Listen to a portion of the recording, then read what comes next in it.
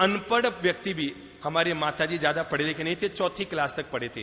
पहले के बड़े बुजुर्ग माताएं 3री 4th तक स्कूल जाती थी, उसके बाद तो 13-14 साल में तो उनकी ब्याह शादियां निपट जाया करती थी। तो हमारे नाना जी जो थे वो तो देश के सबसे बड़े विद्वान आदमी थे, अगरचंद जी नाहटा, पूरे देश में उनका नाम चलता था, जिन पर अब तक 100 लोगों ने पीएचडी कर ली। देखो 100 लोगों ने उन पर पीएचडी कर ली, वो 3री फेल थे, ठीक है। और हमारी माता जी महाराज 4th तक पढ़ी हुई थी, तो उनको हमने कभी गुस्से में देखा ही नहीं। और जब गुस्से में नहीं देखा तो हमने रोज पूछते, माताजी महाराज एक बात बताओ, आपको गुस्सा नहीं आता? हम भाइयों में से कोई भाई दावा नहीं कर सकता कि किसी ने भी मां के हाथ का चांटा खाया। क्यों बाप जी? अपन ने किसी ने मां के हाथ का चांटा नहीं खाया ना, आशीर्वाद पाया। हाँ, हमारे पिता ने कमी पूरी की थी इसकी, पर हमने हमारे मां का हाथ का कभी चांटा नहीं खाया, ठीक है ना। तो पिता तो सबकी कमियां पूरी करता ही है। हमने जिंदगी में कभी मां के हाथ का चांटा क्या, डांट भी नहीं खाई, कभी टोका भी नहीं, जो करो सो करो। तो हम उनको रोज पूछते, माताजी महाराज आपके 4 तो जेठानियां होलसेल में, 3 दिरानियां हैं, 4थे आप खुद हैं, और ऊपर से सासू मां और हैं, कभी आपको किसी बात पर गुस्सा क्यों नहीं आता?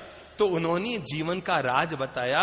कम पढ़े लिखी हमारी माताजी महाराज ने हमें जीवन का ये राज बताया, जिसको जीवन में अमल में लाने के बाद हमारे जीवन का विषाद हट गया और जीवन पूरा प्रसाद बन गया। और उन्होंने जीवन का रहस्य ये बताया कि मेरे प्यारे बच्चों, जब मेरी जेठानियां मुझे टोकती, बोलती, डांटती या किसी बात के लिए कुछ कहती, तो मुझे कभी भी बुरा नहीं लगता। मेरे मन में आता ये बड़े हैं, अब बड़े नहीं टोकेंगे तो कौन टोकेगा। आज समझ लो चंद्रप्रभ जी मेरे बड़े भाई हैं और ये उन्होंने मुझे किसी बात के लिए टोक दिया। अब मेरे पास 2 विकल्प है, मैं प्रसाद भी मानूं और विषाद भी मानूं। नंबर 1, ये मुझे टोकने वाले कौन। नंबर 2, अब बड़े भाई हैं वो भी नहीं टोकेंगे तो कौन टोकेगा। जिंदगी में सोचने का तरीका यही तो है जिससे जिंदगी विषाद भी बनती है और प्रसाद भी बनती है। तो माताजी महाराज कहते कि जब बड़े मुझे टोकते तो कुछ बुरा नहीं लगता, मन में आता भाई बड़े हैं, अब बड़े नहीं टोकेंगे तो कौन टोकेगा। और अगर छोटे कोई गलती करते तो मुझे बुरा नहीं लगता, अरे भाई अब छोटी है, कल तो बेचारी शादी करके आई है, अब इससे गलती नहीं होगी तो किससे होगी। सासू मां टोके तब ये सोचो कि बड़े हैं, बड़े नहीं टोकेंगे तो कौन टोकेंगे। और बहू से गलती हो जाए तो ये सोचकर माफ कर दो, बच्ची है, अब बच्ची से गलती नहीं होगी तो किससे होगी।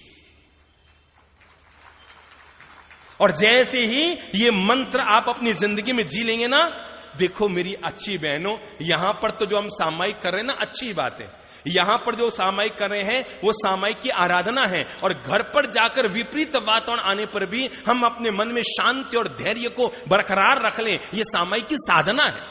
यहां जो हम कर रहे हैं ये सामायिक की आराधना कर रहे हैं, उपासना कर रहे हैं। पर घर पे गए और जाके देखा कि बहू रानी दूध गर्म कर रही है और दूध उफन रहा है, उस समय भी आपके मन में तूफान पैदा न हो, इसका नाम सामायिक है।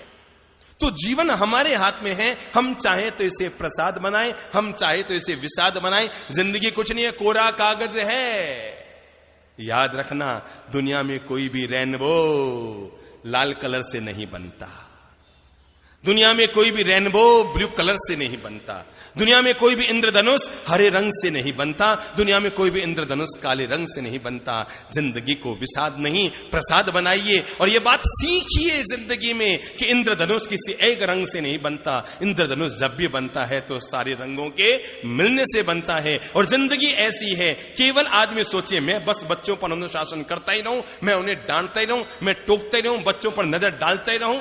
मेरे भाई, जो लोग बच्चों पर नजर डालते हैं, एक बार अपने आप पर नजर डाले तो पता लगेगा हमारे बच्चे हमसे कहीं अच्छा जीवन जी रहे हैं।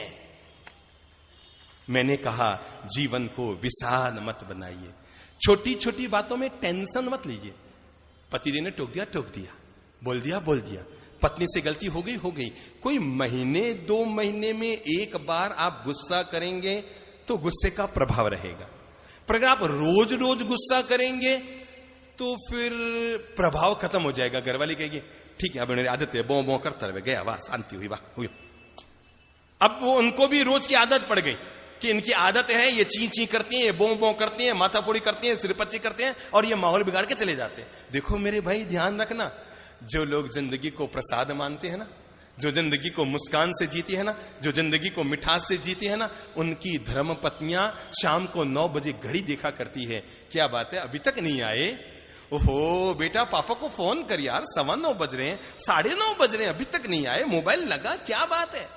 अगर आप जिंदगी को प्रसाद बना रहे हैं तो घर के लोग शाम को 9 बजे घड़ी देखेंगे, और अगर आप जिंदगी को विषाद बना रहे हैं, हाका हुका हो अल्लाह कर रहे हैं, तो घर के लोग सुबह 9 बजे घड़ी देखेंगे।